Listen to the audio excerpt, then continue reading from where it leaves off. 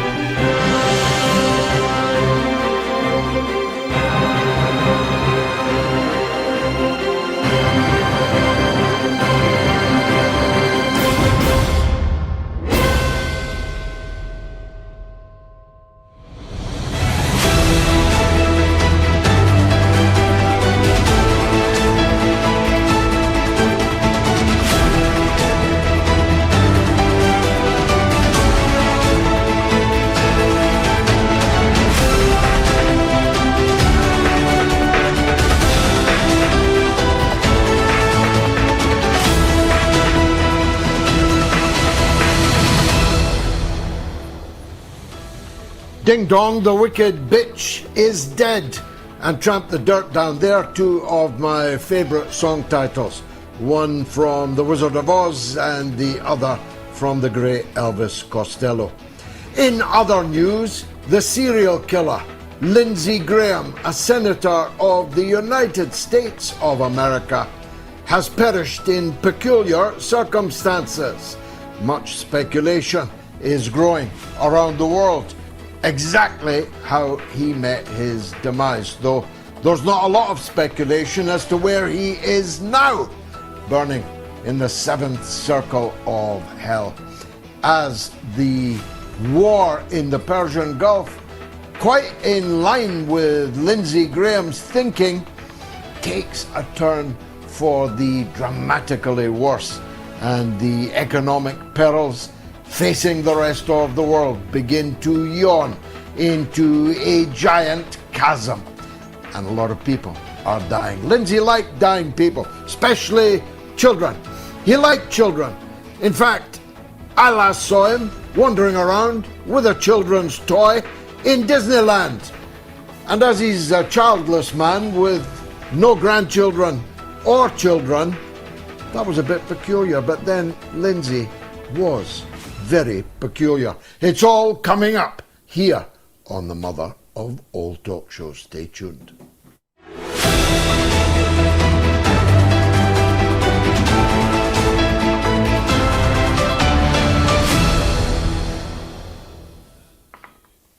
Lindsey Graham was a perfectly revolting specimen, a poor excuse for a human being. I put it down to his repressed sexuality and the very murky alleyways into which that took him. I have no problem with him being gay, but he did have a problem being gay. That's why he had to use sex workers. That's why he used them sometimes in quite extreme circumstances. And he didn't just use them in America. He certainly used them in profusion in the Ukraine.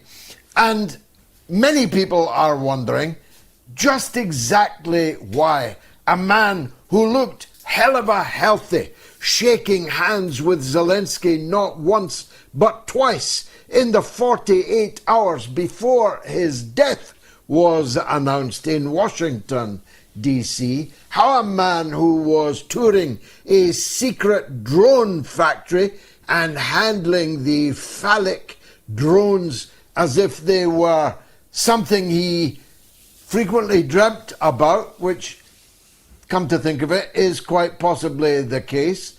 How a man who looked and sounded so healthy could, within hours of his return to the United States, be said to have died. Did he die from a short illness? Well, it was a hell of a short illness, a matter of a few hours. What kind of medical terminology is that? Did he die of a heart attack? Which again, briefly, was the line coming out of Washington. Did he have a history of heart disease? Most people were extremely surprised to learn that Lindsey Graham had a heart at all. Did he die in some sex game gone bad? Auto asphyxiation, or the kind of things these people do? Did he have particularly rough sex somewhere in Washington or in Kiev? Did that contribute to his untimely demise? He was only the same age as me. I don't do any of those things. So you can expect to see me again on Wednesday. But only God knows at the end of the day. Although Laurie Loomer, you know him?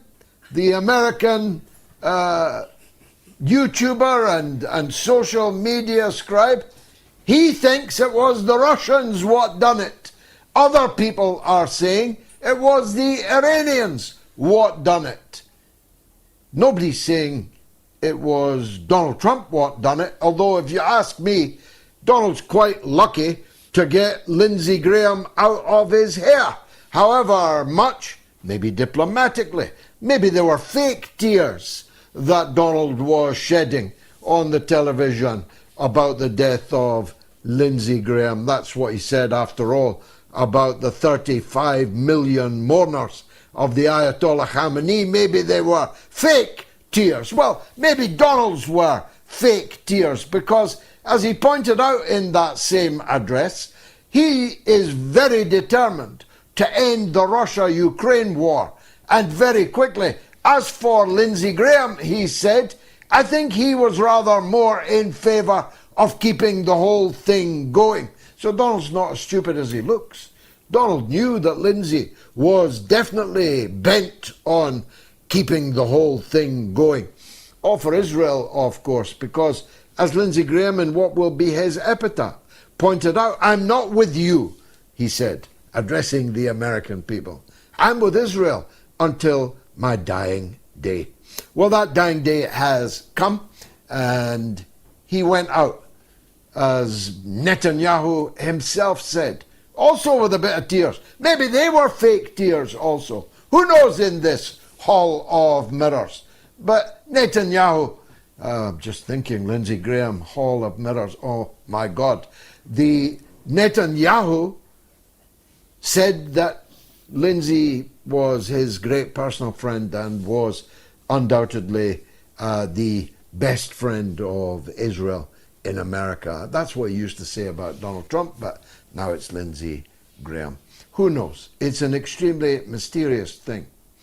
But I make no apology for saying, and I don't normally speak ill of the dead. I spoke fondly of Miss Anne Widdecombe following the foul murder which ended her life at the age of 78 just the other day in quite widely appreciated tribute. I don't automatically hate my political enemies. In fact, I sometimes hate my political friends more often than I hate my political enemies. But that's just me. Perhaps it's the Scottish in me. But the idea that Lindsey Graham should get a free pass just because he dropped down dead, sorry. Lindsey Graham is responsible for the shedding of the blood of millions of people. He enthusiastically was a foghorn for the American-British invasion of Iraq. Funnily enough, I've just been looking back at the videos of him at the time. He was much more fresh-faced then, of course, as we all were. But Lindsey, face contorted with hate, was telling us that Iraq was brimful of weapons of mass destruction, of chemical weapons, biological weapons, and was only weeks away from developing nuclear weapons with which they would threaten the United States itself. And if all that sounds familiar, well, just change one letter, Q for N. That's exactly what he did to help pave the way for the American-Israeli invasion of Iran and the slaying of thousands of people, most of them women and children, many of them small school children, murdered by tomahawk missiles, not one but two, or maybe three. Lindsey said that was cool. In fact, Lindsey advocated for the use of nuclear weapons to stop Iran getting a nuclear weapon. Work that one out. In fact, that wasn't the first time he'd called for nuclear weapons to be used by Donald Trump. He wanted them used in the Gaza Strip. Physics was not his strong point, you see. He didn't realize that the Gaza Strip is only 12 miles. And after 12 miles is Israel, that he was with until his dying day. He didn't know much about weather systems. He didn't know that dropping a nuclear bomb on Gaza would make Israel, his love, completely uninhabitable for the rest of time. So science, logic, was not his strong point. No, his strong point was blood-curdling hate and hysteria against Israel's enemies that he worked tirelessly to make the enemies of the United States of America. He never even visited South Carolina. He couldn't give a toss about South Carolina. And I'm willing to bet that the voters in South Carolina, in what I hope will be a special election held very soon, will make clear exactly what they thought of Donald Trump and J.D. Vance's eulogies to the departed Lindsey Graham. I've probably spent too much time on him, so let me turn to Mitch McConnell. Where is Mitch McConnell? Where is the other blood-soaked Republican politician, the senator for the great state of Kentucky? He's dead also. But like El Cid, they've strapped him onto a gurney and are keeping him there, artificially alive. Why? Because definitely in his case, I don't know about South Carolina, if he dies before August the 10th, there has to be a special election to elect a new senator for Kentucky. Guess who's waiting in the wings to stand in that special election? Thomas Massie, the man that Israel spent $32 million to defeat in the congressional seat primary just a few months ago. Thomas Massie is one of the most popular men in America. If Mitch McConnell is declared dead as opposed to just being dead, a dead parrot, then Thomas Massie is not just back. He's leapt from the Congress into the Senate and maybe into pole position as a candidate for president. in a couple of years' time. So they're pretending that McConnell is still alive, even though he was taken out of his house in an orange body bag, very slowly, by the medics, none of whom were pumping his heart or feeling for his pulse, for that pulse had long disappeared. That's the America that we've got today. That guy who's been brain dead for years is still drawing his Senate salary, even though he's brown bread, all to cheat the electors of Kentucky. Well, I hope that's not going to work. I hope the American doctors are more ethical, have more integrity than that.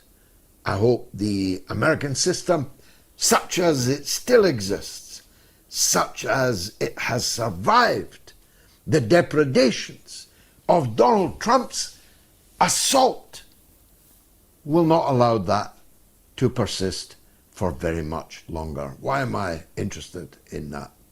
Because that flips the Senate, you see. That means that Donald Trump, never mind in November, is already impeached. Now, of course, there's no guarantee that you'll get the 2/3 majority in the Senate required to remove him from office, although every plunge in the public opinion polls is going to make it much more likely that Republican senators will read the writing on the wall and cease their backing of their physically and mentally impaired president. What's the odds on that, by the way? What's the odds on America having two zombie presidents in a row? Joe Biden, he looks like a spring chicken compared to Donald Trump now. Trump's hands and arms are turning blue. His cheek's turning blue. His ear is turning blue. Not the one that was shot. That's still in pristine condition. You remember that in Butler? Whatever happened to that case? Why don't we know anything about the guy that fired the shot? Well, we do know that the furries are on trial for murdering Charlie Kirk, even though, to my mind, Candace Owens has already declared that trial null and void because she's found that Charlie Kirk was murdered by a Rode microphone, one of those ones they clip on to your shirt. I'm going to be much more careful. My wife pinned this on. She's the only one I'd allow to pin a microphone on me nowadays. Charlie Kirk's widow and the rest of America, or at least right-wing America, are still determined to blame the furry, the what do you call them, the trans campaigner. I forget his name, but he's the guy that fired a blunderbuss a few hundred yards, and a blunderbuss packing a piece of ammunition that would have stopped an elephant, but which didn't even pierce the neck at the back of Charlie Kirk.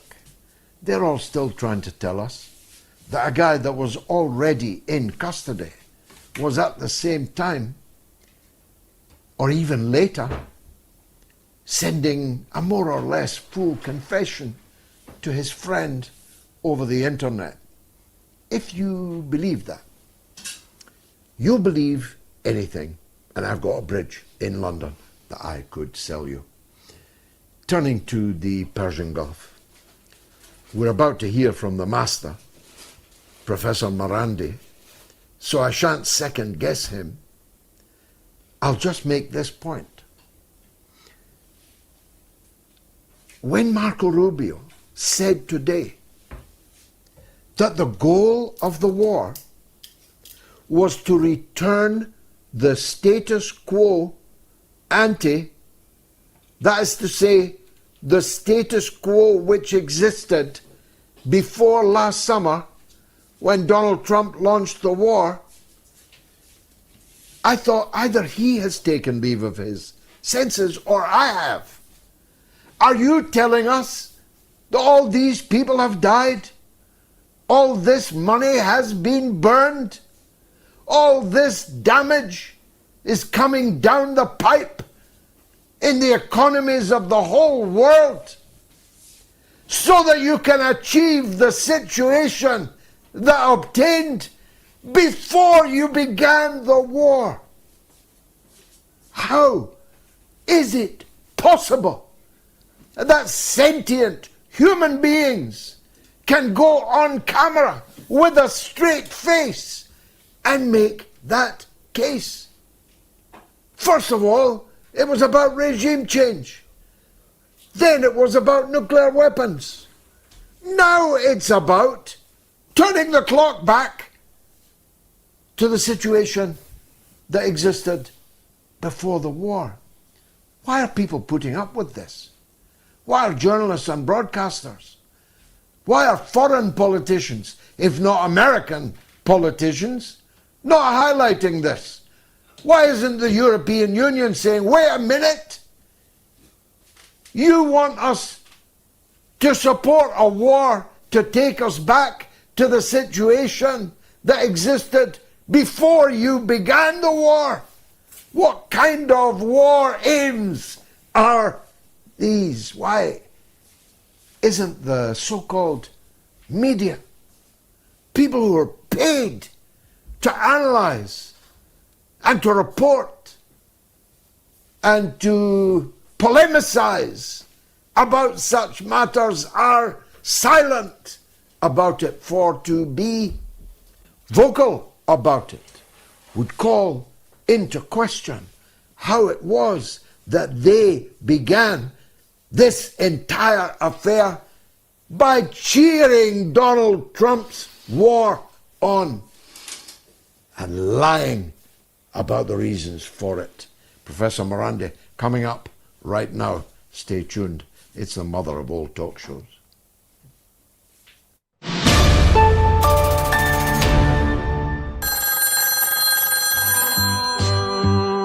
There's a legend on the line in Oklahoma.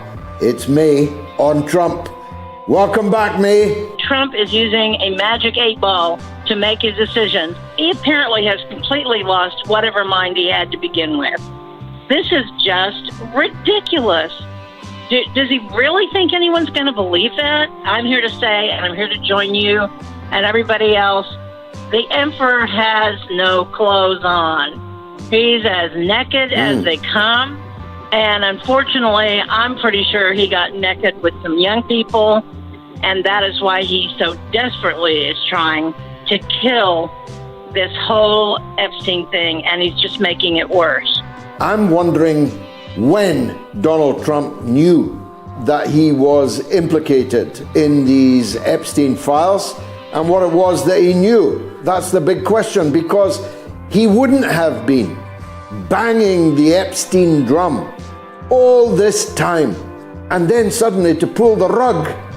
That tells me that it was a late decision, that someone came late to Trump to say, you know, you really don't want to be doing that.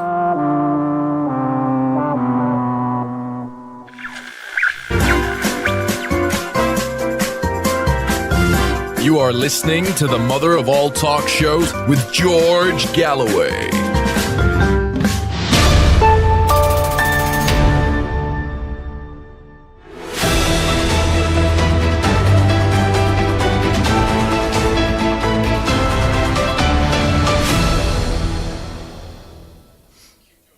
$25,000 people have already voted on the poll. Will Trump put boots on the ground in Iran? Well, there won't be many going home if he does, but that's the question. Will Trump put boots on the ground in Iran? 25,425 people have already voted. You can vote on Telegram, t.me/George Galloway, on X, as long as I'm there, on the YouTube community poll, on the YouTube stream. And if you're watching on the YouTube stream, please, please, please subscribe to the channel. I must get to 1 million subscribers by the end of this year. It is an imperative. And if you are one of the avant-garde, then you're already supporting the show on patreon.com/George Galloway, and there's a ballot box open there. Also, if you want to call the show, it's toll-free in the US and Canada, +1 844 944 3344. It's free of charge in Britain and Ireland, 0808 196 5522. And the worldwide number is 0044 203 966 2625. Professor Seyed Mohammad Marandi is the Professor of English Literature and Orientalism at the University of Tehran, although practically everybody in the world now knows that. He is bearding the beasts in their dens all the way down under in Australia. Piers Morgan, American TV. There is no foe that he is afraid to face, and he slays all of them. Professor Marandi, thank you very much for joining us again. I'm sorry to call upon you again so soon after the last time, but of course everything has dramatically changed in the last days. The war is raging, a lot of people are dying, a lot of damage is being done, and all guns are blazing. What's happening? Was this inevitable? How long is it going to go on? Well, George, a student is always honored to be called upon by his or her teacher. I think it's almost inevitable. It was almost inevitable that we get here. From the very, very beginning, when Trump lost this war and then lost the siege warfare and lost at the negotiating table, I think it was pretty clear to everyone, at least here in Iran, that he would not be abiding by his commitments. And the only way to have him carry out those commitments would be to force him to do so. The United States has never fulfilled any obligations when it comes to Iran during past decades. We have many experiences with them. And if Trump is perhaps in this regard even worse than other U.S. leaders, more dishonest and more crude and more open in his hostility and his genocidal aspirations. So we are now where we are. The United States has been violating the MOU from top to bottom. The only part of the MOU that it has not violated is the siege itself, and that is because Trump is worried about the global economic crisis. Remember, he only accepted the MOU because he was afraid of a global economic depression. He spoke of Herbert Hoover, and he said we have 4 weeks of energy supplies left. And so, besides the siege, he has refrained from pushing the Israeli regime out of Lebanon and ending the slaughter, the killing. He has not released Iranian assets. He's expanded the sanctions regime, about another violation. He threatens Iranians and Iranian leaders, another violation of the MOU. He has reversed the lifting of the sanctions on Iranian energy sector. He has opened a corridor in the Strait of Hormuz, a violation of the deal, because the Iranians, during the period when the MOU is valid, is in charge of opening and managing the strait, and he has bombed Iran regularly and including today, which is another violation. So this is the reality that we're dealing with. And the Iranians, of course, have been preparing themselves. When they signed the MOU, the Iranians they were very smart. They knew that they did not have much time. So a lot of oil was trapped in tankers in the Persian Gulf. And immediately after the MOU was signed, they exported tens of millions of barrels of oil to the Asian markets. And they began to import supplies and essential goods that they need because the Americans were blocking it. And they've been preparing their military. They've been expanding their underground missile bases, their underground drone bases, their underground factories, building using new technology for their military capabilities, bringing in many thousands of decoys, because the Americans and the Israeli regime had mistakenly bombed many thousands of decoys during the war. They've replaced them with new decoys. So they've been preparing themselves, and we've seen the funerals, George, unprecedented in world history. Well over 10 million people in just Tehran alone, and then across in Iraq and Qom, the holy city of Qom, and the holy city of Mashhad, altogether well over 40 million. This shows that the Islamic Republic of Iran, that its popular legitimacy is enormous, far greater than any Western regime today. And the depth of that legitimacy is very deep, because these people, we saw their emotions. We saw them in the heat. In Tehran, it was like 35 degrees. And people, it took hours to get there. There were hours in the funeral and hours to get back. At a time when many people are struggling because of the war, because of the sanctions, because of the siege, because of the bombing of critical infrastructure. Yet they came. So this is a nation that the United States cannot defeat. And of course, you know Iran quite well. The religious ideology in Iran, of the Shia in particular, their interpretation of the Holy Prophet, his household, is, in their interpretation, justice is key. And standing up against the arrogant and against the oppressor is something that must be done. It cannot be supporting the disenfranchised, standing up against the empire is a must. That's why Iran supports Cuba. That's why it supports Venezuela. That's why it supports Nicaragua. That's why it supported apartheid in South Africa. Was standing up against empire. That's why it opposed the regime, the dirty war in Syria. That's why it opposed the American occupation in Iraq and Afghanistan. That's why across the board, they were standing up against the United States, and most importantly, standing up for the Palestinian people and the Lebanese people, but Palestinians. So the Americans are facing, the Trump regime is facing a regime that is facing a nation that has defeated them already in 40 days of war, has outlasted them in siege warfare, has defeated them at the negotiating table, and after these funeral ceremonies, it's clear that the nation is united, and this nation wants revenge. So I don't think the outcome is going to end well for the United States in particular, or for the world, because Trump himself admitted when he signed the MOU, as I said earlier, that we only have 4 weeks of energy supplies, and I don't think that the shortages have at all been reversed in the past since the MOU has been implemented. So here's the dilemma, Professor. We can all see this.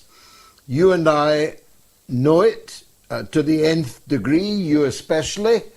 The audience know it. Everyone who watched the funeral knows it. Why can't the American political class and the military top brass, why can't they see it? I mean, why can't they say, look, an invasion of Iran is a complete non-starter, that millions of people would fight us with their teeth if necessary, and they've got far more than teeth. We would have to assemble an army of 1 million men, and we don't have 1 million men, let alone assembled.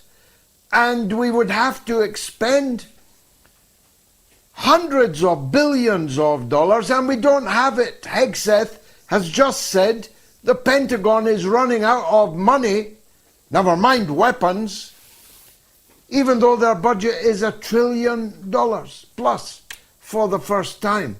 So there's something unreal about this. I can't quite get a handle on it. Can you? It's the arrogance of empire, I think, George. I speculate, but it's hubris. It is the arrogance of Trump.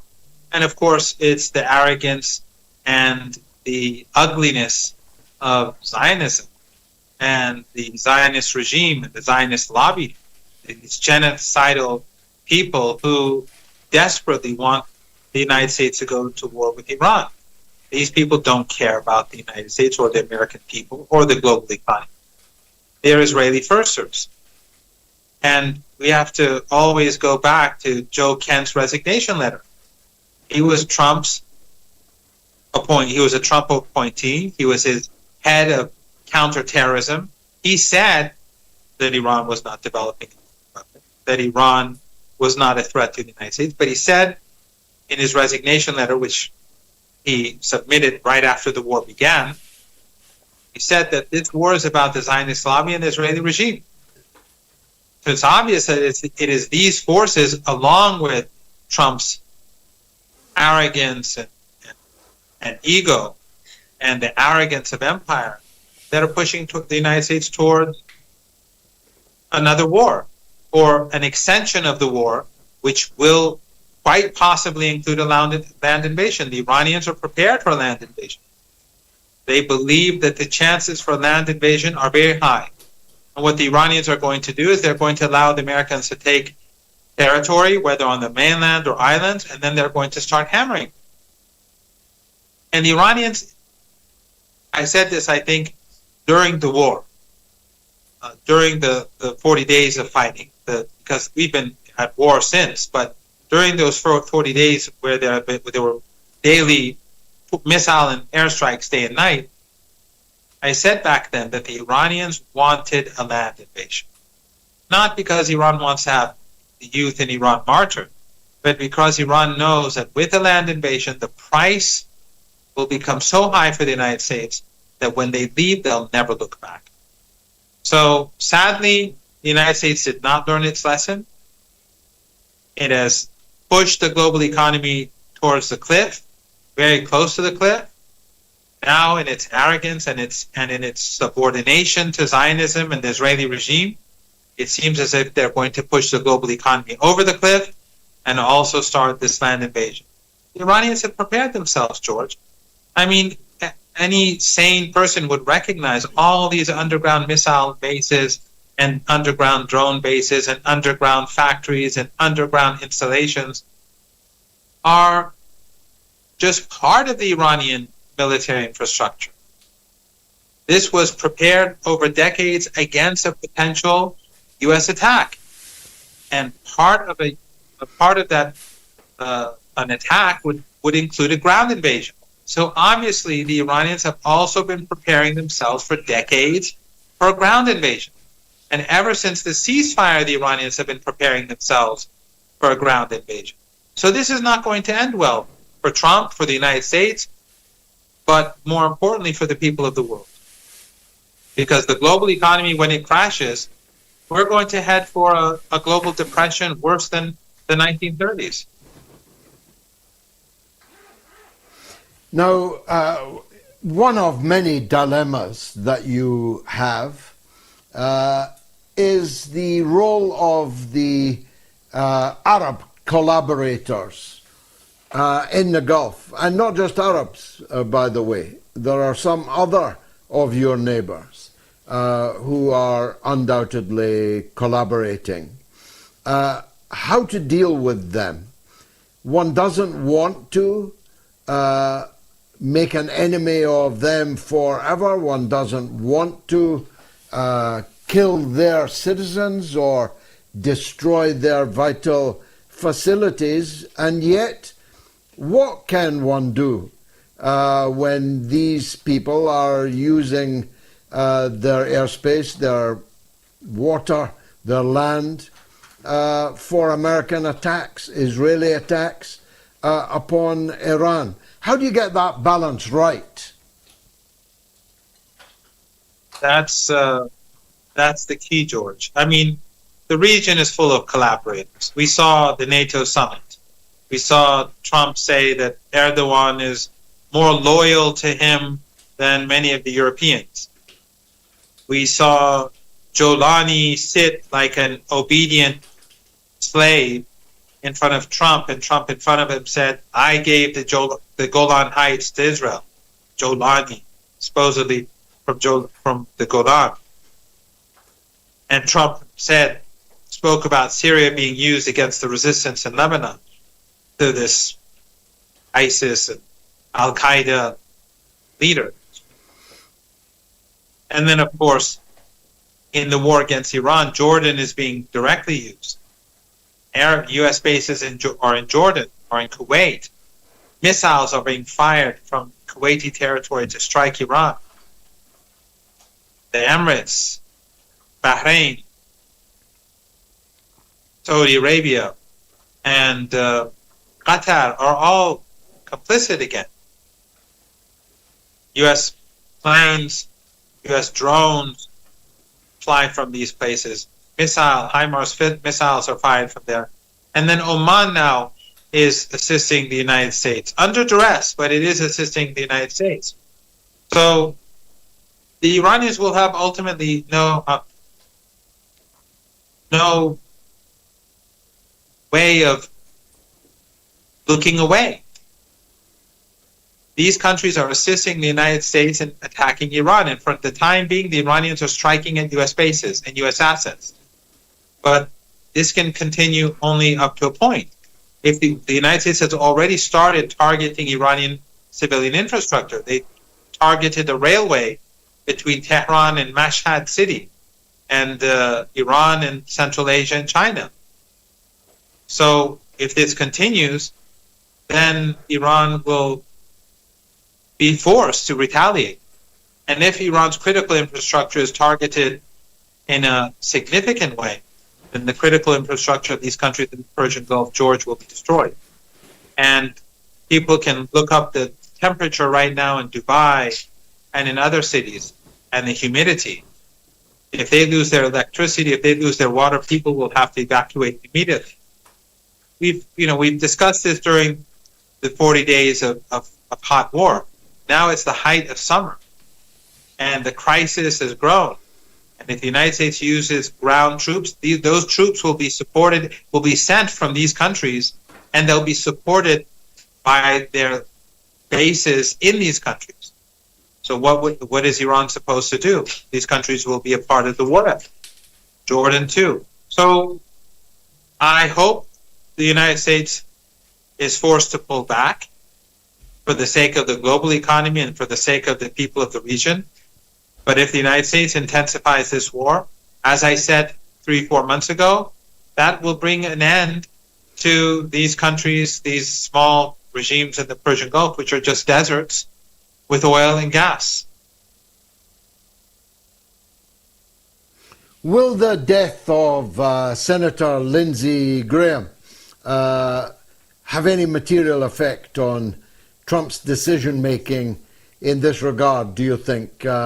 Even Lindsey Graham's best friends, if he had any, would not deny that he was a powerful advocate for war. Now that that advocacy, in his mouth at least, has ceased, might it lessen the pressure on Trump to continue down this insane path? Well, George, you know that every senator in the United States believes in Zionism. They believe in ethno-supremacism in our region. They support genocide. Bernie Sanders, who's supposedly the most progressive, he supports Zionism. He supports ethnic cleansing. He's been supporting it for his entire career. He's critical of Netanyahu, but refrained to say genocide for 2.5 years at the same time. But he still supports Zionism. He's like supposedly the most critical of the Israeli regime of all senators. So that Lindsey Graham is not very different from others. He's just more crude and more vocal. And it may have an impact of sorts, but at the end of the day, the U.S. political establishment is captured. It is controlled by the Epstein class, by the oligarchy, by the Zionist lobbyists, is compromised. But I don't see any sea change in U.S. policies simply because of the death of this disgusting creature. But it will have a slight effect. It was interesting. I don't know if you've seen some of the images from Iranian television, different news programs in Iran where the news reporters were smiling as they reported his death and actually saying when they were reading the news saying that he's been sent to hell. So obviously a lot of Iranians are happy to see him go to hell, but I don't think that we're going to see substantial change in the genocidal policies of the United States in his absence. Do you think he died a natural death? Might others have had a hand in it? Well, I do know there's at least one other senator that's being kept alive, as you alluded to earlier. I don't know, George, if he died a natural death or not. I don't think that we'll find out anytime soon, if ever, because the United States is always dishonest. If the United States comes out and says that he was murdered, then he probably died a natural death. If they say he died a natural death, then you should begin speculating that maybe he was murdered. The United States is so dishonest, and so the regime is so corrupt, that if they tell you it's night outside, you should just go and check for yourself. They say that Iran is plotting to kill Trump.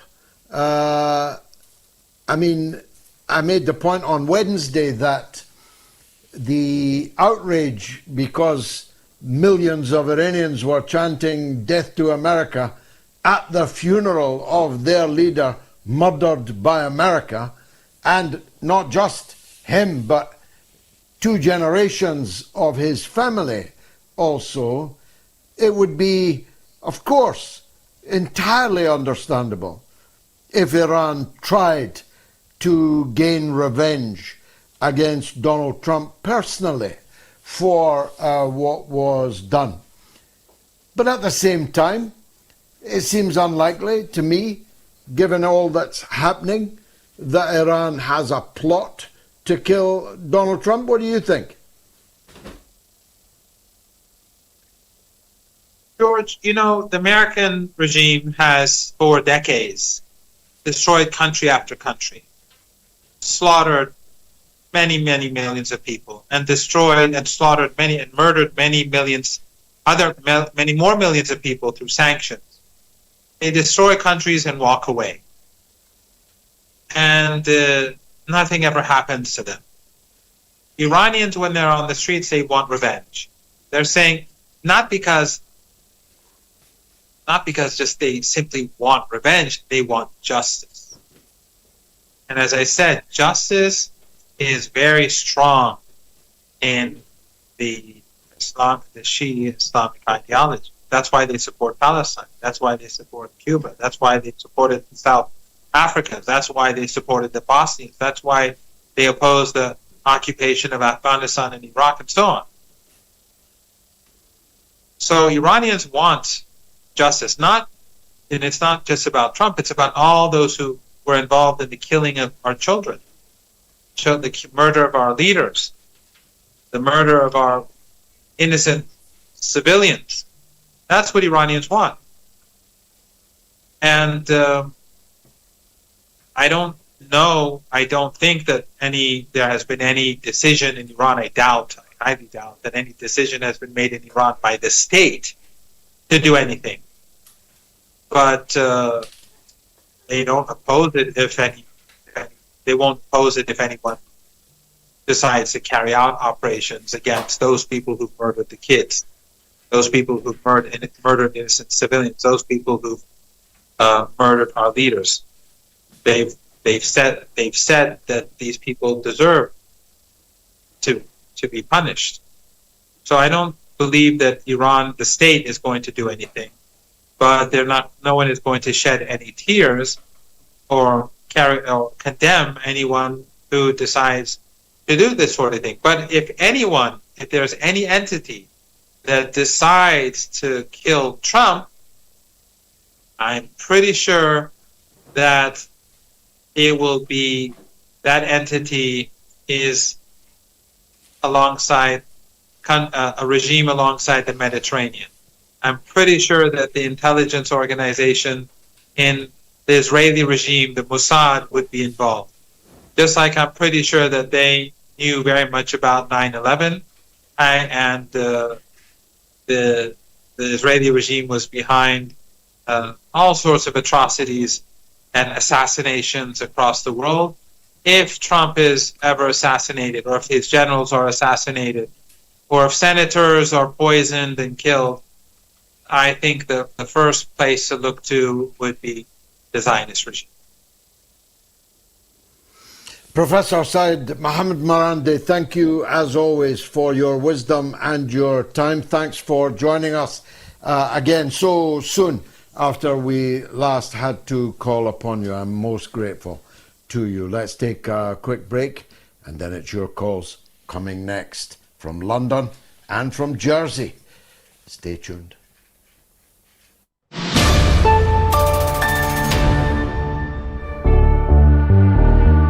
I don't believe that the mainland European countries give a toss about Britain, and I'm certain that the United States would not sacrifice itself for Britain. That's why I say Britain is completely marginalized. As for the Trident missiles, of course, if the United States, which has dual control over these missiles, gave permission for them to be launched, of course, they would incinerate Russian cities. But what good would that do us? Because we'd all be dead, including the people that fired the missiles. You feel me?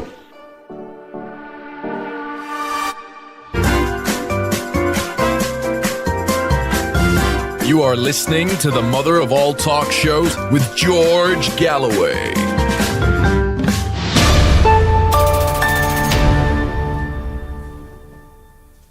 Will Trump put boots on the ground in Iran? Big poll tonight. You can vote on Telegram, t.me/George Galloway, on X, on the YouTube community poll, on the YouTube stream, and on patreon.com/George Galloway. Let's go to Khan in London on the war in Iran. Khan, welcome. Hello, Mr. Galloway. Big fan, long time. How are you? By the grace of God, good, sir. What do you want to say? I wanted to talk about a few things, starting with Epstein, Jeffrey Epstein, and the stuff around Jeffrey Epstein's death. Now, when I first looked into Jeffrey Epstein whilst I was doing stand-up comedy, I didn't think too much about it. But then as I watched people talk about Jeffrey Epstein on stage, I went on to research Jeffrey Epstein's death, and I could not believe how he died. I looked on Wikipedia, and it said Jeffrey Epstein hanged himself from his own cell with all the CCTV cameras switched off, and both security guards fell asleep. What coswallop is that about? How can someone believe something like that? And on top of that, you've got this crazy culture with Epstein's List and Kevin Spacey and the secret sodomite satanic cult that Kevin Spacey is running from Hollywood, where these actresses and these actors meet up for satanic sodomite actions, have babies 9 months later, and sacrifice these babies on Saturday nights on the Sabbath to replace the Jewish religion with the Zionist religion.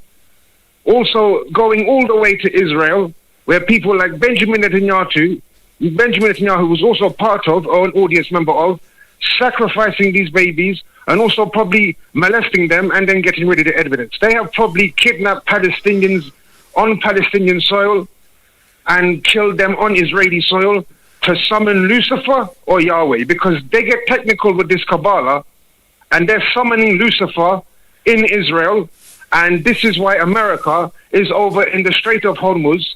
And I just want America to understand something. If there are any American viewers listening, there's like 11,000 people listening right now watching this thing. I want them to understand something.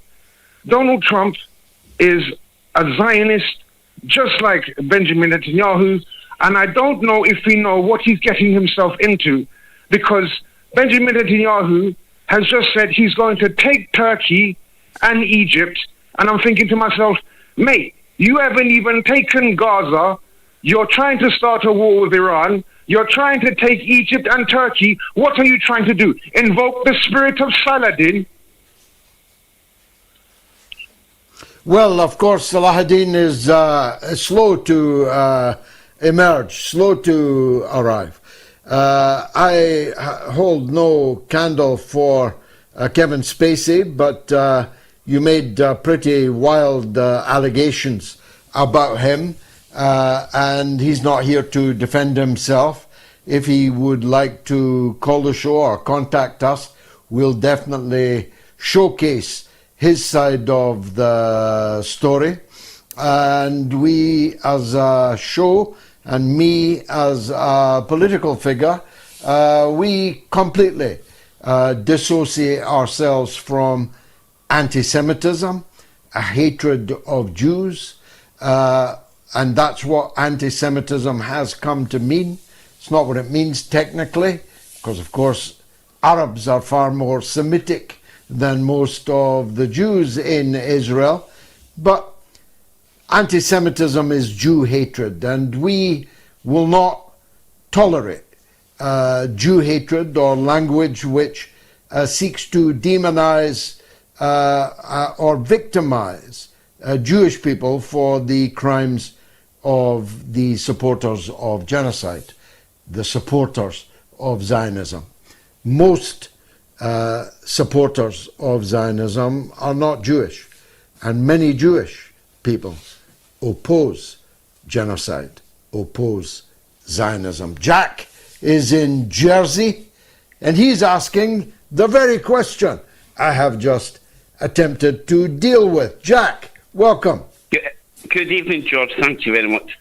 You've actually just answered my well, you haven't quite. As I explained that, right, I live in Jersey. I'm not rich, by the way. I paint rich people's houses. That's what I do. But I've been accused of being anti-Semitic because I display a Palestine flag on my balcony. That's in the middle ridiculous. Of St Helier. Well, like, I'm trying to explain to people, how am I anti-Semitic? I said, because I've got a Semitic, I'm supporting Semites. I'd always been led to believe that Arabic, and I thought it was people indigenous to the Middle East, whether you spoke Hebrew, Arabic, like, I'm confused. Am I anti-Semitic because I've got a Palestinian flag? No, you're a hero that's flying a Palestinian flag in a place that was once upon a time under Nazi occupation, which is what the Palestinians now find themselves under, ironically, at the hands of the people who lost millions and millions of their co-religionists in the original Holocaust, the original Nazi occupation of Eastern Europe and of Western Europe for a time, including the Channel Islands, of which you are a part. So you're a hero, not an anti-Semite. The qualification that you make is absolutely correct, that Netanyahu is not Semitic. He's not Semitic, so hating him cannot be anti-Semitic.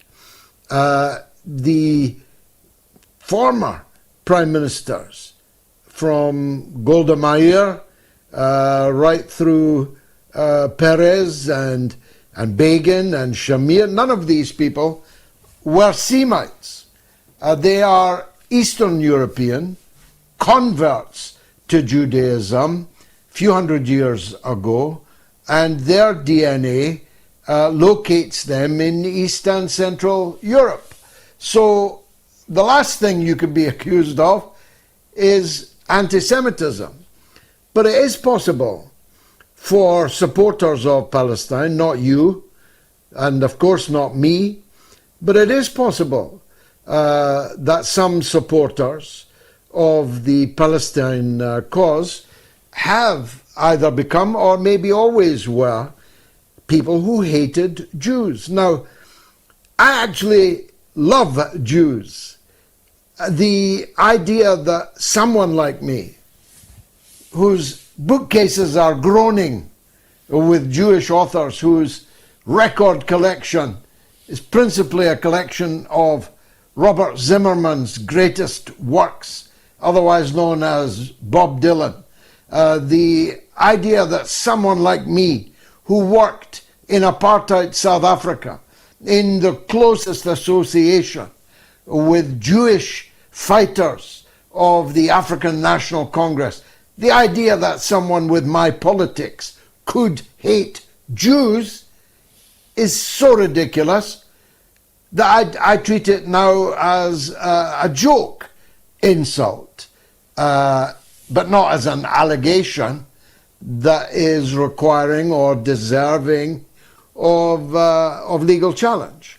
Although I do say that there are some people in certain positions, political positions, that should have taken and legally challenged equally false allegations of anti-Semitism, Jew hatred against them.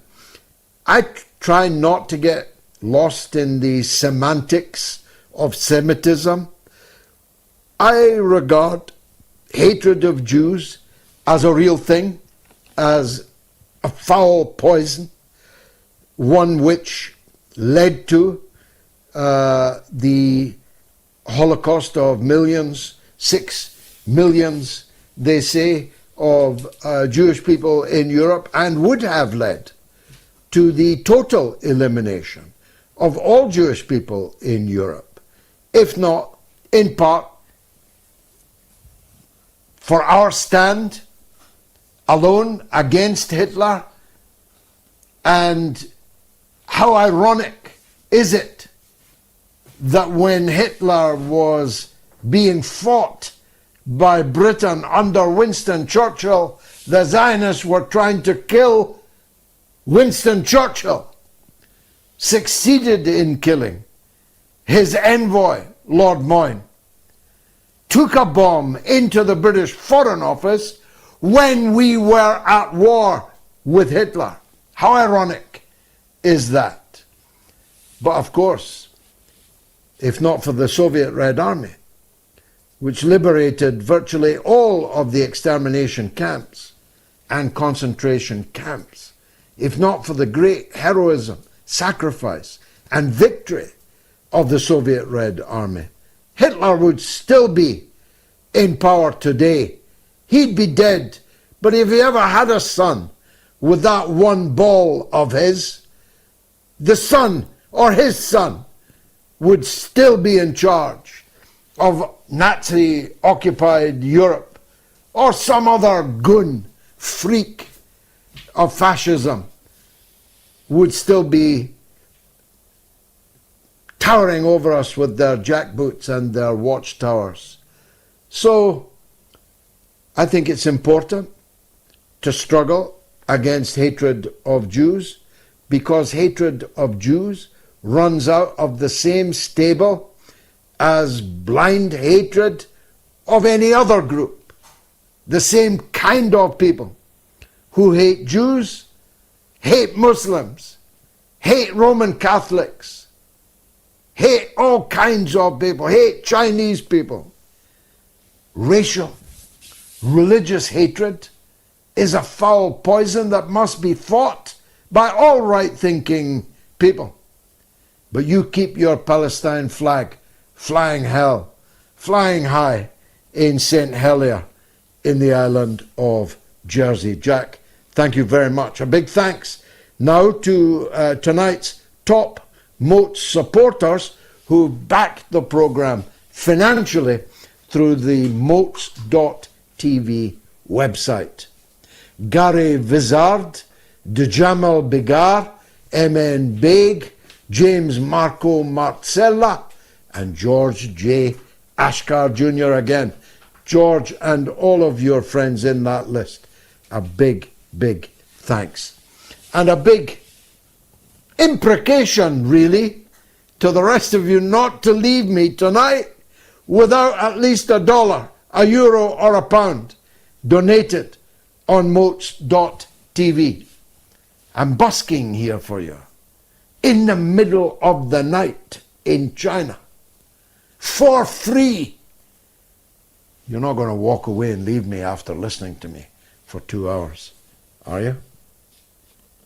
Just go to moats.tv, click the Donate Now button anywhere on the site. Jack is in London on the Ukraine. Go ahead, Jack.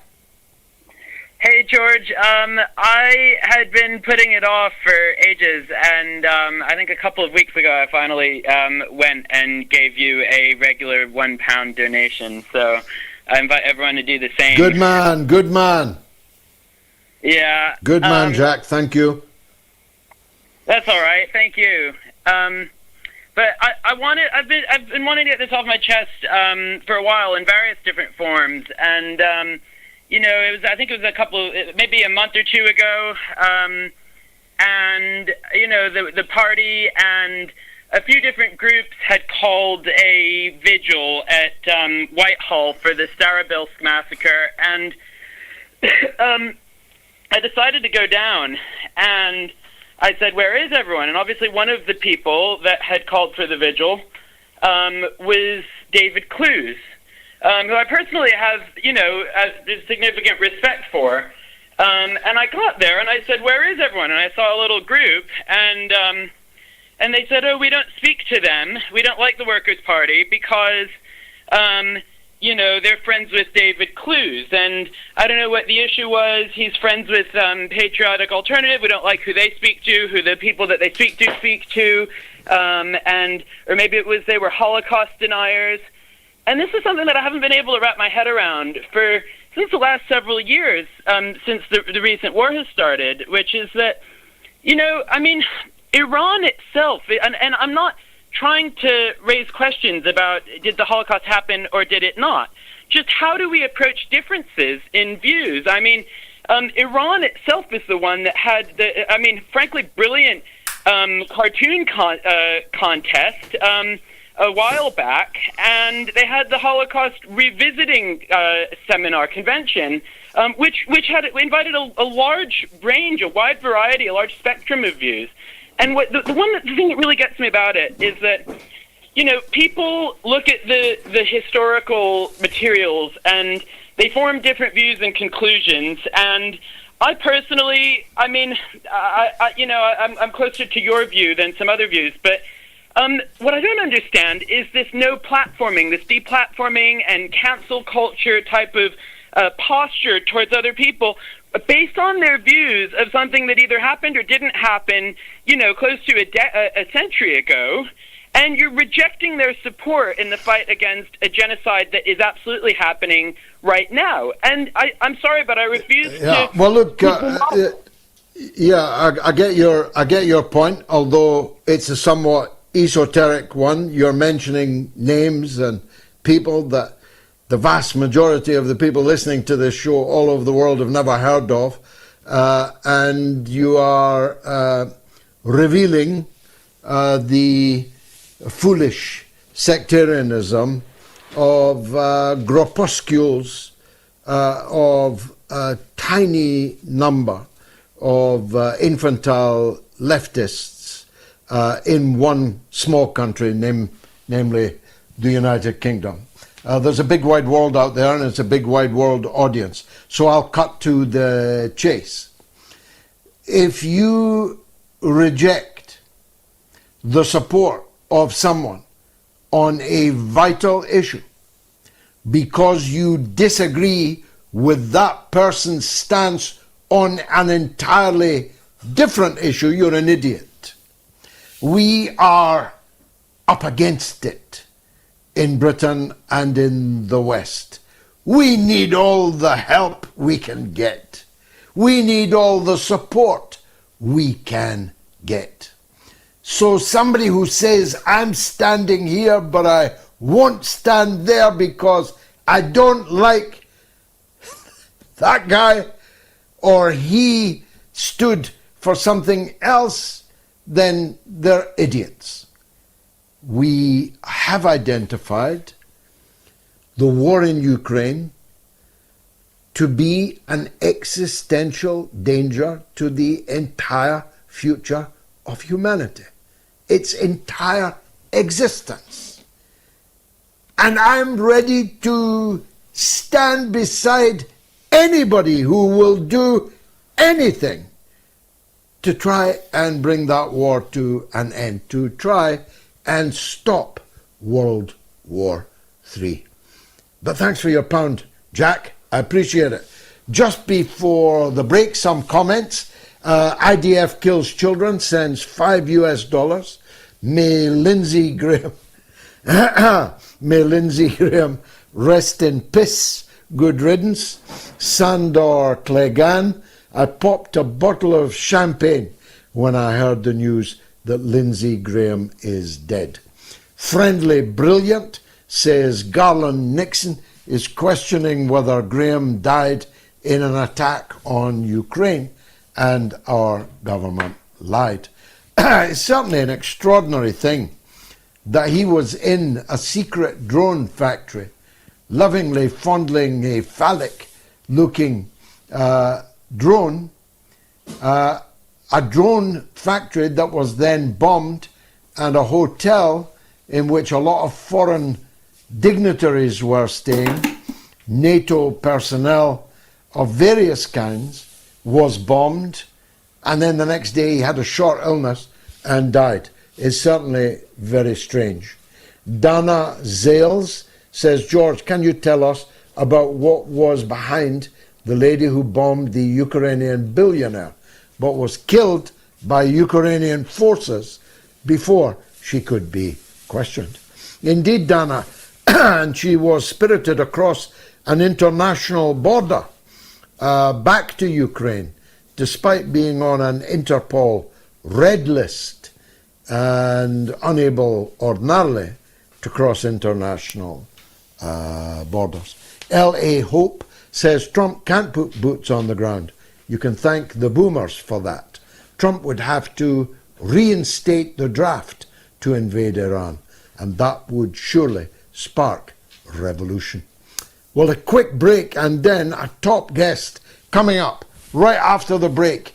It's the one and only Kit Klarenberg, ace investigative journalist at the Grey Zone, and lots to talk to him about too. Stay tuned.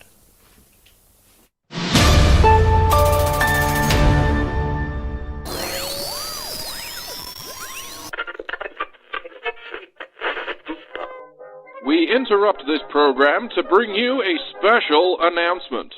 A big thank you to all our wonderful listeners, as the Mother of All Talk Shows podcast is now one of the most listened to political podcasts in the entire world. We are the #1 English-speaking political podcast in the Middle East, and in the last year alone have charted in the top 10 in podcast land in Pakistan, Russia, and China.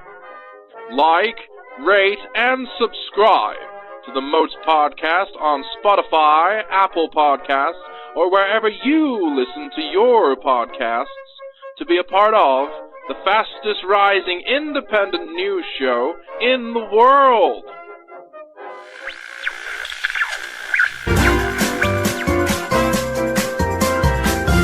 You are listening to the Mother of All Talk Shows with George Galloway.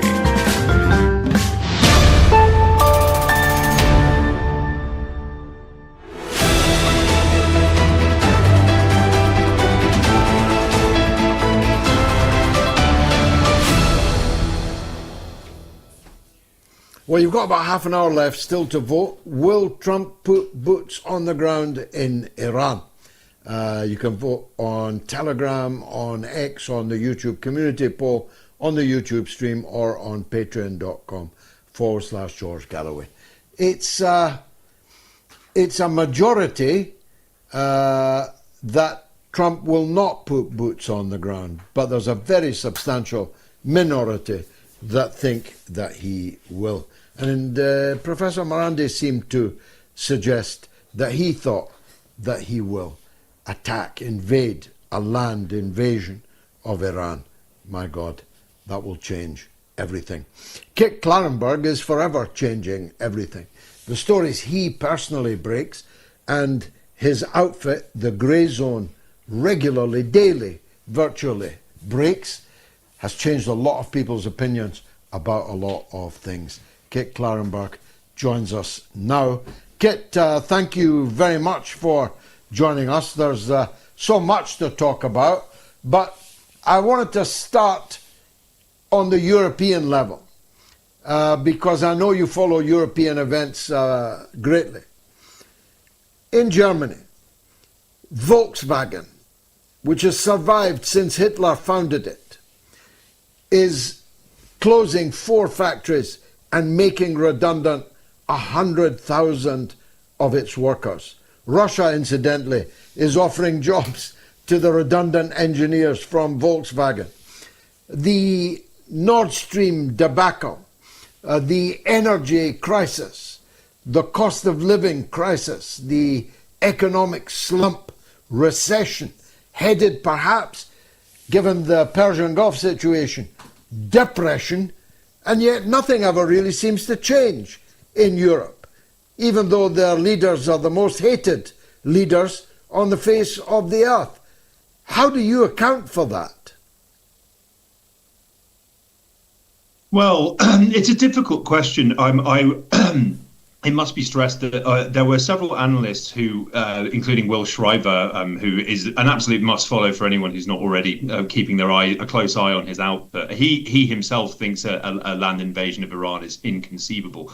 He has tremendous foresight, but he was among a number of people who successfully and correctly predicted that there would be war between Russia and Ukraine at some point in 2022. But he failed to correctly predict that Germany would go along with the absolute suicidal, self-harming insanity of cutting themselves off from cheap Russian energy and gas. But lo and behold, they did, and they encouraged the rest of Europe to do the same. And they are systematically working to neutralize those few countries that didn't go along with it, which includes Slovakia, Hungary, and Serbia. In Hungary, we saw the much and rightly hated Viktor Orban removed in a fairly brazen coup not too long ago. Robert Fico in Slovakia, who has stood on a clear platform of ending his country's support for the proxy war in Ukraine and undoing sanctions on Russian energy,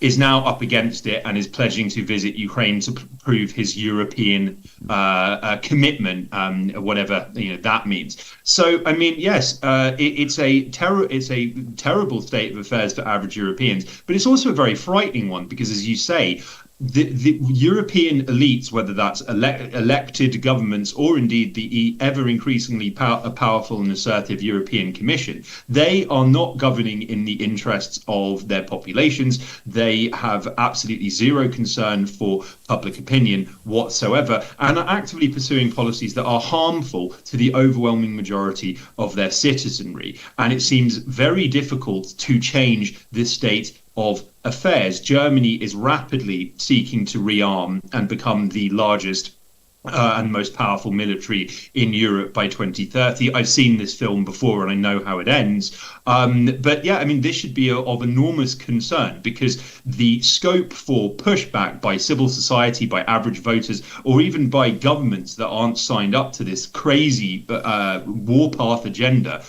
their ability to oppose any of this stuff is rapidly shrinking. And I say I know how this ends. I don't know where this is all going to lead. All-out war with Russia seems like a completely insane thing to do, but we are governed by people who are completely insane, and I think that they're willing to at least try. Yeah, of course, everything you said there is correct, and especially about the shrinking ability of people, if they wanted to bring about a change of policy. But for me, the evidence is that the people don't want to. We're supposed to be the the master race, the Europeans that ruled the world for hundreds of years, subjugated and colonized everybody else. But our people seem to overwhelmingly be sheep. We're watching the coronation of a new Prime Minister in Britain, whose policies declared so far are essentially identical to the policies of the man he overthrew, Keir Starmer. The Italians thought they were electing an Italian nationalist in Meloni, but it turned out that Meloni was no different from whoever it was that went before her. So left or right doesn't seem to make any difference. The policy remains the same, and the people accept it. Well, I mean, I'm not sure the extent to which they accept it. I mean, they seem to have very little choice if you reduce politics to just elections, which seems to be the overarching neoliberal project. I mean, it must be, it never be forgotten that German imperialism is very poorly understood. But here in Southeast Europe, where we've been on the receiving end of it for centuries, people have a slightly better grasp of what's going on. So if you go back more than 100 years to the Treaty of Brest-Litovsk, which ended the Eastern Front in World War I, what the Germans were seeking to do was create a variety of effective puppet states in Central and Eastern Europe, and this is what gives birth to the very first quote-unquote independent Ukraine in history. It also gives birth to Poland as a nation state and the ever-yapping chihuahuas of the Baltics. Now, it was openly stated by German imperialists of the time that these countries would have their own culture, they would have their own flags, they would have their own cuisine and whatnot, but their political and economic affairs would be dominated by Berlin and Vienna, and the EU is a continuation of that. We must never forget that when Syriza in Greece was elected on a very clear mandate of ending EU-enforced austerity and debt repayments, an EU commissioner rather pompously said, we don't change our policy in response to elections. So, I mean, yes, we must bear this in mind and look beyond ballot boxes as a means of achieving political change. It's been very heartening to see Italians causing ruckus and going on strike in anger over their government's continuing complicity in the Gaza genocide and support for the Zionist entity.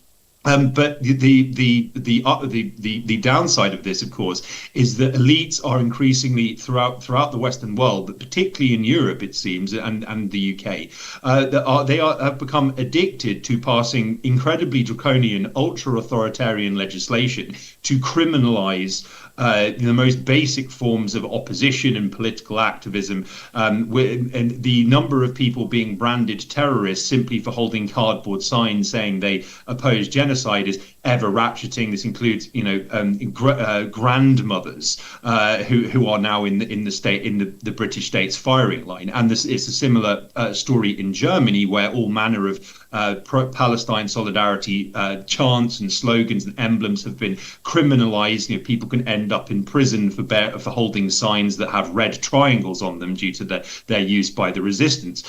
This is all, yes, very, very, very frightening, and we see in the UK in a matter of days a terrifying bit of legislation called the National Security State Threats Act was passed. It creates all manner of new criminal offences, and its wording is so vague that I'm sure a large number of people will break the law without intending to, without wishing to, without even knowing. This was rammed through Parliament in a single day. It's readings, it's voting in the House of Commons and the House of Lords, without a single note of criticism or concern being raised by any mainstream media outlet, any NGO, press freedom organisations was silent.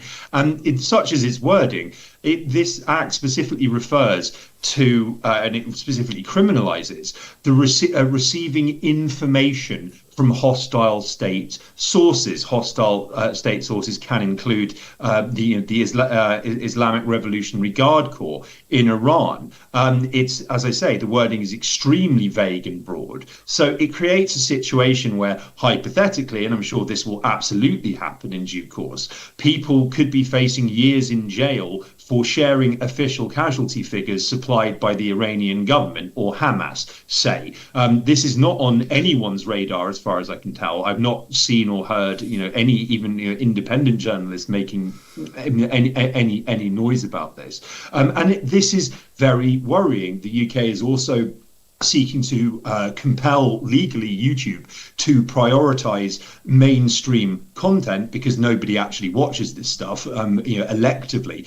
And this is, of course, to the enormous detriment of independent journalists and broadcasters such as yourself, George. And then in the EU, the EU courts have just ruled that sharing footage from an RT news report, which can include footage of a football match that happens to have RT's logo on it, is an imprisonable criminal offence. So yes, this is terrifying. I'm sure we're going to be seeing a lot of more people ending up in jail because of this nonsense. But it also speaks to the system's fundamental weakness. They know that they're encircled. They know that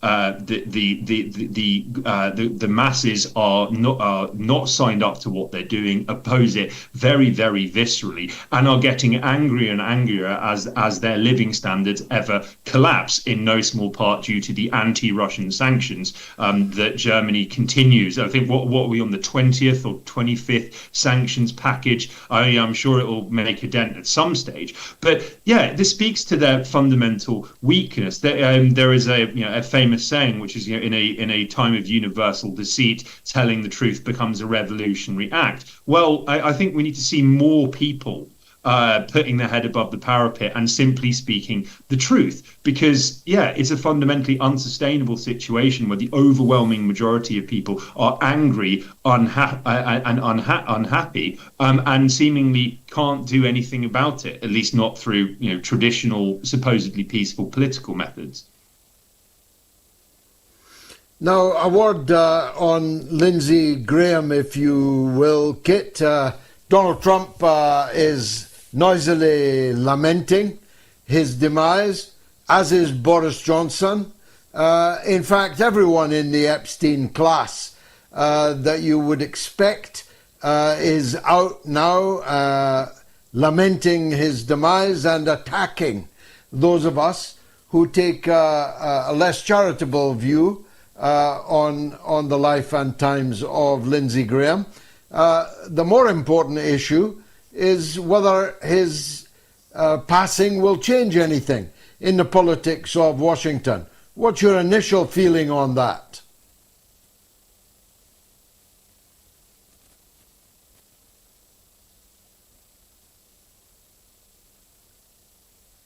It's great that this news came out on a Sunday, so it gave me ample opportunity to just really sit back and enjoy a repulsive war hawk who openly called for a nuclear holocaust in Gaza, and never came across a bombing of a defenseless global South country or a vicious proxy war that he wasn't borderline sexually excited by.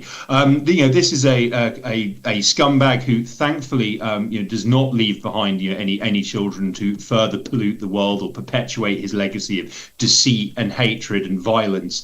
This is, that in itself is perhaps worthy of some celebration, but what he represented and the wider toxic political, economic, imperial culture that he exemplified, that remains very much in place. And actually, in some ways, because he was so extreme and because he was at the forefront of so much evil and death and destruction and misery, it was it was a very effective way of keeping an eye on where the Epstein class were going to strike next, bearing in mind this is a man who, and I hesitate to call him such, travelled to Ukraine 10 years ago to tell the fascist paramilitary groups receiving weapons and training from the CIA and MI6 that your fight is our fight, encouraging them to destroy the people of Donbass in whole, or at least drag Russia into an unwinnable quagmire in the manner of Afghanistan in the 70s and the 80s. He was ahead of the curve in those regards, but there are 101 people who will instantly take his place as war hawks of the day, and their appalling views and deranged perspectives provided the oxygen of credibility and publicity by mainstream news outlets. The fact that his passing was so sudden, it does raise questions about maybe what he was up to in his private life that prompted this supposedly sudden illness. I think we can all use our imaginations and come up with better answers than we're getting from the mainstream media. But yes, a repulsive hawk among a great many. It was not long ago, of course, that John McCain, another very early advocate of exploiting Ukraine for the purposes of fomenting proxy war against Russia, another man in close quarters with neo-Nazis and ultra-nationalists with a possessive of visceral genocidal hatred of Russians. When he passed away, CNN reported that it was raining during his funeral, and these were angels in heaven crying. No such tears or rainfall on Lindsey Graham's funeral as yet. Although Netanyahu's voice was breaking and Donald Trump was on the verge of tears, but as they said about the 35 million mourners in Tehran, in Mashhad and Qum and Karbala, maybe they were fake tears. What do you think? There is one school of thought which argues that Trump is now free of Lindsey Graham and might be freer to come to different conclusions. After all, as Garland Nixon and Alex Jones today pointing out, Lindsey Graham was almost certainly a heavily blackmailed issue. Don't misunderstand that term. He was so compromised with his sordid personal life that he was himself not just blackmailable, but almost certainly heavily blackmailed. And maybe so is Donald Trump. What do you think? Well, absolutely. I think we've reached the point in Anglo-American politics and just Western politics more widely, where to get into any position of power or influence, no matter how small, you have to be heavily compromised, and so often this relates to the sexual proclivities of particular people. Of course, it's well established that people like Jimmy Savile, who, as we've discussed previously, are now Britain's now fallen Prime Minister Keir Starmer, specifically let off the hook despite overwhelming evidence provided to the CPS when he was its director of Savile's repulsive abuse of defenseless young girls over many decades. To be part of the club, you have to have some dirt on you, and I think by being allowed to ascend the greasy ziggurat of power, you accrue quite a few favors to people along the way, and they have, in the words of Chuck Schumer, 6 ways from Sunday of getting at you if they really, really want. We have seen Graham Plattner recently, someone who I must say I did not particularly pay very much attention to, and he was, someone who was being touted as an outsider. And a political radical, and people who should have known better were looking to him as a potentially radical voice within the Democrats, only for his history of repulsive abuse to sabotage his political ambitions. There are dossiers on everyone, whether they are for or against the establishment, which will be put into play at the opportune moment if you need to be knocked back into line. Robert Kennedy Jr., for example, a man who for a time was running as a radical outsider and independent in the 2024 US presidential election, was endlessly calling for an end to the war in Ukraine, and stating that he did not support America's wars of aggression overseas. The second that the Gaza genocide erupted, suddenly became a rabid tub thumper for Israeli genocide, issued a number of absolutely repulsive statements about Arabs and Muslims and Palestinians in particular. And you do wonder what acts are on tape featuring him and victims unknown in Mossad's headquarters. We've discussed Epstein. It is widely assumed and widely speculated that his primary role and a key source of his rather unexplained wealth was to compromise wealthy people through massages, through sexual services, through all manner of elite depravity. That's highly believable. And then when you factor in the fact that Ehud Barak, a close friend of Epstein's and a mainstream Israeli politician of some standing, runs a company called Tokra, which can edit and manipulate CCTV cameras, including live streams. So perhaps the Zionists have struck on a unique way of compromising people that doesn't require the targets to take the bait, and a dangerous human aspect in having someone running all this who could get caught, a la Epstein. Wow, we could talk all night. Kit Klarenberg, thanks as always for joining us on the mother of all talk shows. Kit Klarenberg, ace investigative journalist at the Grey Zone, the best independent journalist outfit in the world. Let me take a quick break and then it's your calls. Right up to the end of the show. Stay tuned.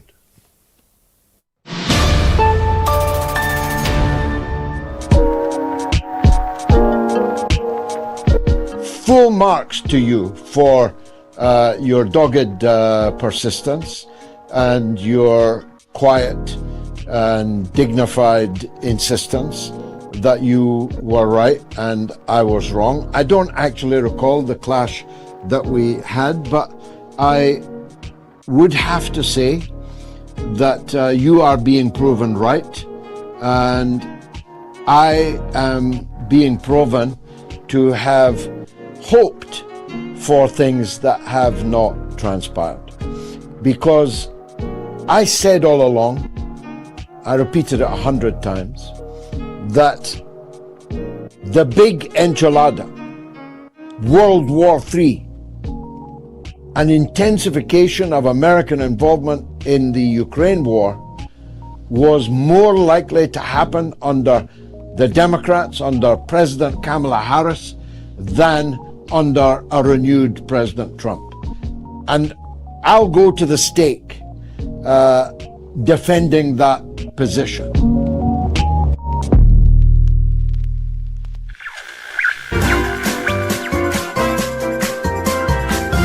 You are listening to the mother of all talk shows with George Galloway.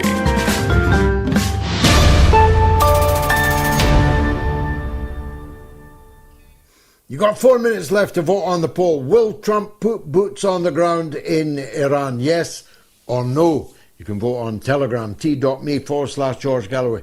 Vote on my X. You can vote on the YouTube community poll. Vote on the YouTube stream or on patreon.com/George Galloway. Now, John House makes the point. Now his bestie Linda, that's Lindsay, has passed. Trump might grow a pair and admit defeat. You couldn't risk growing a pair with Linda around. Paul in Belgrade has something to say on Lindsey Graham. It may be a defence. It may not. Let's find out. Paul, welcome. Thank you, George. Good evening. Excellent show, as usual. I have to say, you and Professor Marandi look outstanding tonight. Good guys wear black. I'll make this short and simple. My simple opinion as a former misguided child, as Lee Harvey Oswald, I won't ask your opinion on this, just my opinion. To Lindsey Graham, it almost sounds like a Bulgarian umbrella move. Again, that's just my opinion. Now, my only question I have for you tonight, so I cut it short, and not to get into parody, but what's your take on Count Binface with what's going on in the UK? Count Binface is definitely a bridge too far for our international audience. Nearer the time in Clacton upon Sea, I'll say something about it, but forgive me at this hour, and especially where I am in China, it's almost 4 o'clock in the morning. I'm really not going to have a serious discussion about Count Binface. People can look him up if I've already piqued their interest. But the Markov affair, the Bulgarian umbrella job, is a very, very interesting scene. The police are ruling out any foul play. That's just breaking from the US, but that means nothing at all, really. As Marandi said, if they say it was a murder, it wasn't. If they say it wasn't, it was. And Georgy Markov was a Bulgarian dissident who felt a sharp prod in the back of his leg one morning going to work in the city.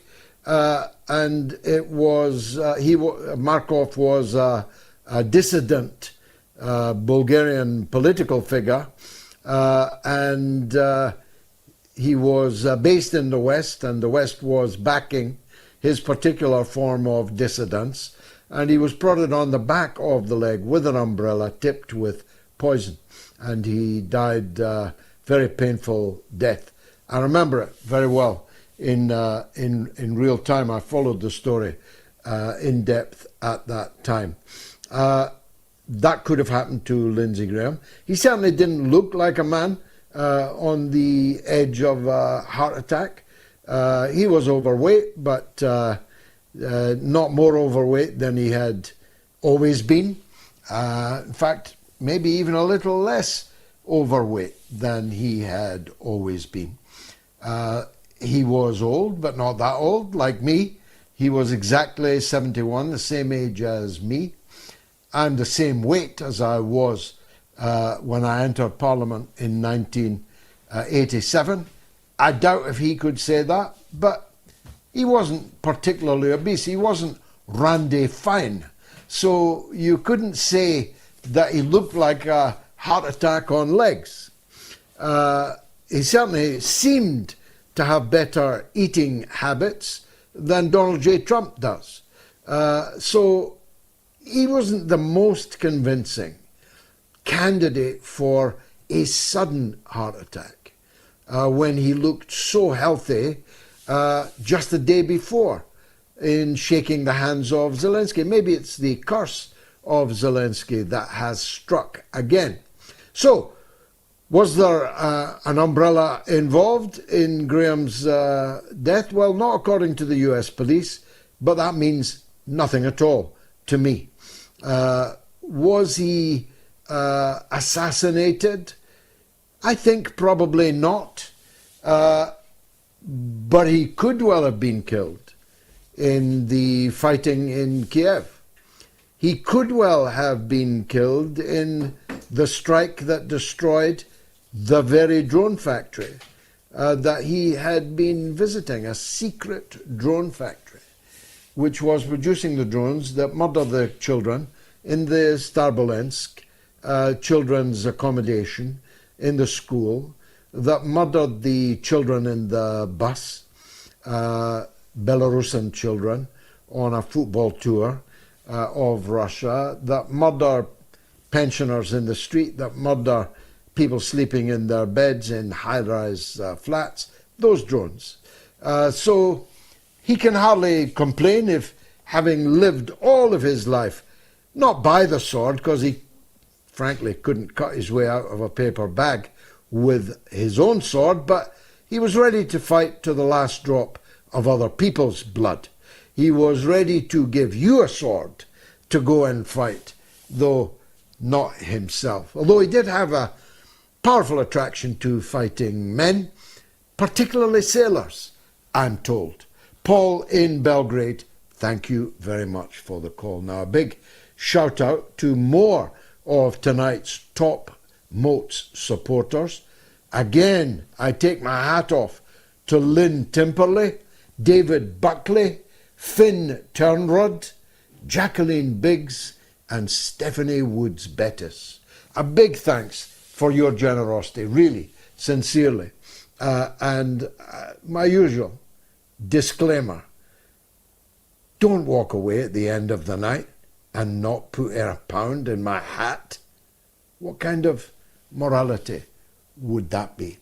Thanks for backing the program, keeping it on air twice a week, and keeping it independent. Now you can support Moats by going to moats.tv and click the Donate Now button. Mohammed is in London on the US and Israel. Go ahead, Mohammed. Hello, hi, George Galloway. Thank you so much, first of all, for having me. And I want to thank you as well for making doing a great job, to be honest with you. And even Tucker Carlson mentioned you and said how much he's proud of you. I don't know if you have heard that. Have you heard that? Yes, George? thank you. I've got 1 million views on Instagram of him saying that I should be the Prime Minister of You Britain. should be. And that if we had a democracy, I would be the Prime Minister. Well, I am the Prime Minister in exile in Shanghai. That's something to be. Anyway, go ahead, Mohammed. That's it, exactly. You're right. You know, you are going to be our Prime Minister regardless of what the media says. But George, what I want you to say, George, is look, you know, if you've seen even what Trump said regarding the missiles trying to hit the ships, his ships, saying that there's about 100 and something missiles that were trying to attack us, and you know, we hit all of them. And if you really concentrate on that, you know, Iran could easily hit those ships, and they actually have advanced weapons, which they are not showing, obviously, and they're using it for last resort. And they already mentioned that 100 times. But unfortunately, media has not, even media, some of the media does know this, you know. But mostly they don't really concentrate on this part. And he knows, the administration knows, everybody knows the hypersonic missiles that they have. They're capable, very well capable of hitting all the ships that's around that's surrounding Iran, basically. And which is very sad, unfortunately. Many lives could have been lost previously, but Iran does not want to take the initial shot, if that makes sense. Because it could cost her. Could cost Iran. Iran's going to have to. Iran's going to have to do it or get off the pot. There's no point in continuing to say what you're going to do if you never do it. I know why they're reluctant to go gung-ho. I know that the professor said tonight that if there's a land invasion, the Iranians will allow them to land and take territory and then hammer them. I know why he's saying that. But the US are more or less with impunity bombarding Iran this evening. Now, I don't know quite how much of a bombardment that is. They seem to be concentrating on military targets. In other words, not civilian and not yet civilian infrastructural targets. There have been, as the professor said, attacks on railway links, one in particular on the border with Turkmenistan, which was taking goods to China. So no surprise about that one. But by and large, this latest frenzy of Trump's has not yet hit critical civilian infrastructure, and when it does, well, the Iranians will have to make good on the predictions that were made by Professor Marandi this evening. Because if they're not, then they're emboldening their enemies to a degree that could be very, very dangerous indeed. And I believe that they will make good on those predictions, on those threats, and life will become unlivable throughout the Persian Gulf, and immediately. It's 35 to 40 degrees temperature centigrade in the Persian Gulf, in the Arabian side of the Gulf this day, without electricity, without air conditioning, without refrigeration, and if you add to that, as you must, without desalination, which supplies almost all of the water supply, nobody can live there. The sheikhs will jet off to Switzerland, they're probably there already. But the hundreds of thousands, indeed millions, of South Asian workers that are there, they'll have to flee, and they don't have jets. So they'll be fleeing by one means or another to Europe. And they will add thereby to the economic crisis, which is obviously implied by cutting out a fifth of all the oil and gas in the world. You don't need to be a mathematician to work out what the cost to the economy will be, on top of all the costs that have already been paid by the energy crisis created by sanctions against Russian oil and gas. So the Iranians will have to make good on their capabilities if they want to avoid being invaded by a mass number of American troops. It will take months for that mass to be assembled, and it may prove politically fatal to Trump to assemble that mass. It may be impossible anyway, depending on the results of the midterm elections in November. But there are many powerful people in Washington who want to overthrow the Islamic Republic. We're dismayed that Trump on the MOU clearly abandoned that ambition, and they would very much like to get him back in line with that ambition. Mohammed, thank you for the call. Some comments. Conservative Patriot 5824 sends $19.99. Thank you very much. Great show as usual. I can always count on you to talk about topics others won't touch. Thank you. Kelly says the Pakistani government wants a prison swap with the grooming gang leader and Imran Khan's lawyer. Seriously. And Luna C 2025 says, Mr. Galloway, please mention Starmer pushing the fastest bill through Parliament weeks before the end of his premiership, the National Security State Threats Act of 2026. Kit Klarenberg just did so, but well said, Luna C. Franny 892 says Burnham is just another regime apologist. And PML 5164 says, get Tommy from Glasgow on to talk about the Belfast bonfire death. I don't know anything about that. That's news to me. On line 1 in the United States, in Connecticut, is Stephanie on the plight of Dr. Abu Safia. Welcome, Stephanie. Don't tell me he's passed away. His life is in danger. It's critical. What's happened? Yes, I mean, as far as I know, he's still alive, but barely. And I'm calling basically to ask everyone. There are international calls. There are websites that people can go to call upon their leaders internationally to ask for them to stand up for his release. But especially for people in the United States, it's absolutely essential that we all reach out, both to the White House and especially to our representatives in Congress, to call for his release. There are, I think, about 11 members of Congress so far who have been calling out. I think Bernie Sanders is one of them. But we have to have more, and it's really dire. And, and he's in grave danger, of course, but he also epitomizes the hundreds of Palestinian healthcare workers who are being held in the torture chambers in Israel. And I can tell you that one website, there are many, if you just Google Dr. Abu Sufia, you can find many, but one is freedrabusufia.org. And I would call on people, but especially people in the United States,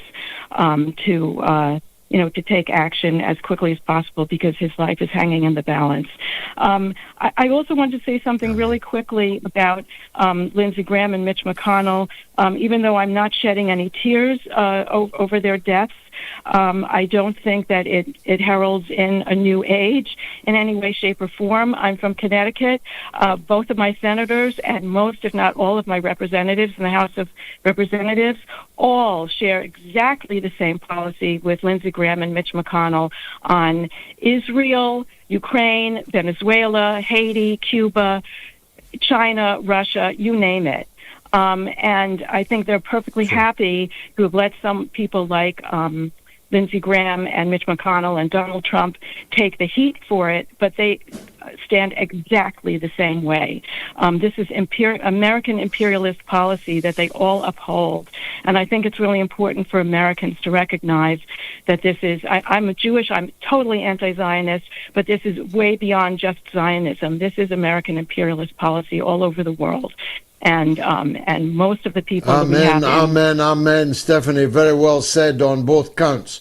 Of course, the passing of one freak, Lindsey Graham, or two freaks, Mitch McConnell and Lindsey Graham, does not the regime change.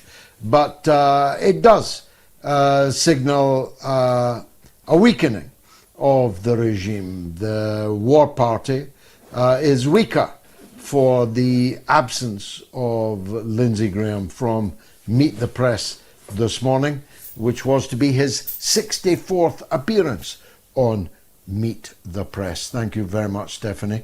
Now, on the podcast, you can download the Moats podcast right now by scanning the QR code on your screen. You can also listen, of course, to the weekly podcast on moats.tv. And if you do listen to the podcast, please don't forget to leave a review and rate the podcast. This week, this is my favorite bit. This week, the podcast is in the top 10 for politics in Nigeria, Botswana, Malta, and Kuwait, and in the top 30 for politics in India, Liberia, Portugal, and Serbia. I'm well chuffed about all of those. Last caller is Amr in California on Lindsey Graham. This will be known as the Lindsey Graham edition, I feel sure. Amr, go ahead. Thank you, George. My favorite political boxer, Triple G, the great George Galloway. It's always a pleasure to join you on a Sunday or a Wednesday.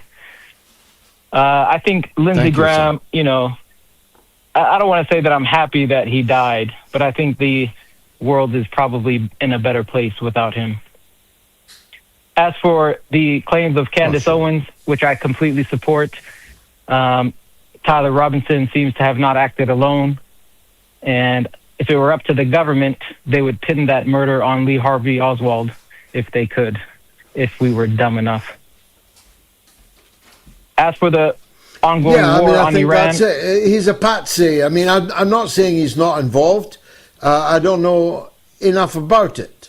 He may be involved, but the the whole trajectory of the shot, the failure of the shot to exit the body of Charlie Kirk, the cover-up that immediately took place, literally paving over the crime scene the next day, you've got to conclude that this man, Tyler Robinson, the furry, he definitely didn't act alone in this. Do you agree? 1,000,000%. 1,000,000% he didn't act alone. But the American public doesn't seem to care as long as they have their Starbucks coffee and their necessities.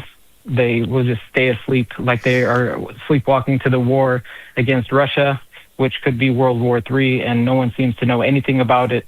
And successfully, the government has demonized the Russians and Putin with their decades-long propaganda, and it has worked, unfortunately.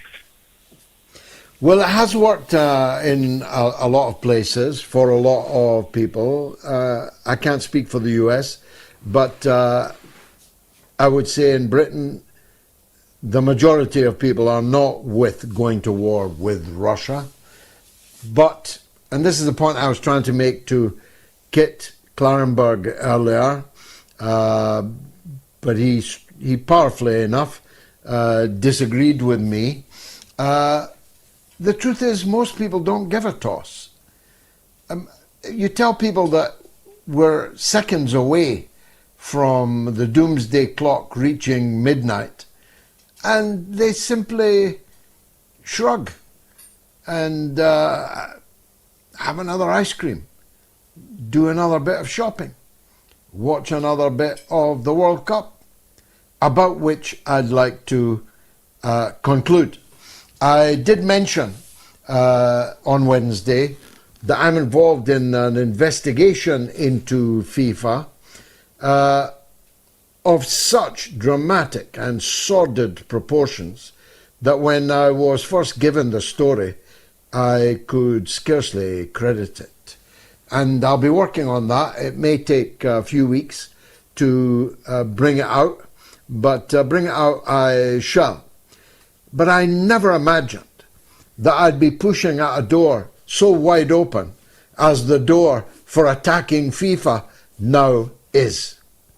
I don't know who's going to win the World Cup, and I don't really have a favourite left in the competition, as long as it's not Argentina. Now, don't get me wrong, the country that produced Che Guevara and Diego Maradona and Alicia Castro and many, many other fine, radical and revolutionary people are friends of mine. And in times gone by, I would have been rooting for Argentina. But thanks to FIFA, Argentina are now on the brink, unless England beat them. What a dilemma that one for me. Unless England defeat them, Argentina are on the brink of being handed a rigged World Cup. A World Cup scarred with scandal and deliberately engineered controversy, which started with allocating the World Cup to the United States of America in the first place. This broken society, this society which breaks the societies of others, which denies visas to participants in the World Cup, which disallowed the Iranian team from even staying in the United States for a couple of hours after their game to warm down, made them leave immediately for Mexico and the wonderful Mexican people. Referees that have, in broad daylight, robbed Senegal, robbed Egypt, robbed Switzerland. This World Cup is such a spectacular scandal that when my story about corruption in FIFA breaks, everyone in the world will be applauding. Thanks very much for watching. No time for Gayatri tonight. It's 4 o'clock in the morning for us. And, well, we've got to mosey along. I hope you'll forgive us and join us again on Wednesday for the midweek Mother of All Talk Shows. And don't forget to leave a donation. Moats.tv.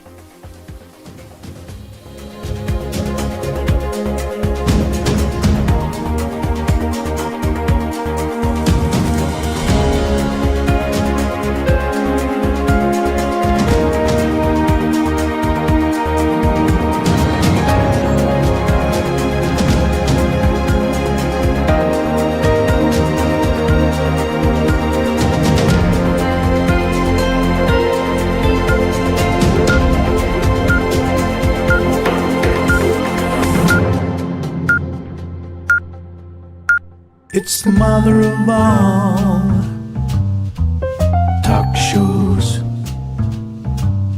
It's the mother of all talk shows. It's the mother of all talk shows. Go get 'em, George.